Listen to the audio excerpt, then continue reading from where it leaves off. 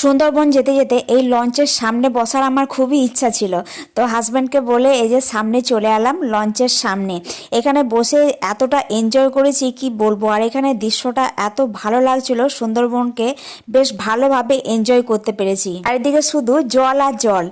তো সুন্দরবনে অনেক জীবজন্তুই দেখতে পেয়েছি, কিন্তু মেন যেটা দেখার উত্তেজনা ছিল সেই জিনিসটাই দেখতে পাই না, সেটা হলো রয়্যাল বেঙ্গল টাইগার। ওটা আমাদের ভাগ্যে হয়নি।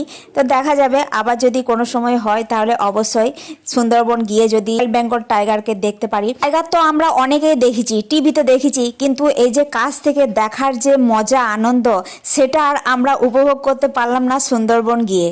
আমার মেয়ে এখানে বলছে যে আমি এখানে কোথায়। তো আমার মেয়েকে বললাম তুই যদি ভিডিওতে থাকবি তাহলে ভিডিওটা কে করবে। ওটা আমি বললাম মাকে কি আমি তো পিছনে ক্যামেরা করছি। তো চ্যানেলটা ভালো লাগলে অবশ্যই সাবস্ক্রাইব করে নেবেন। টাটা। আমি তো এই ভিডিওটাতে নাই, আর কি করব।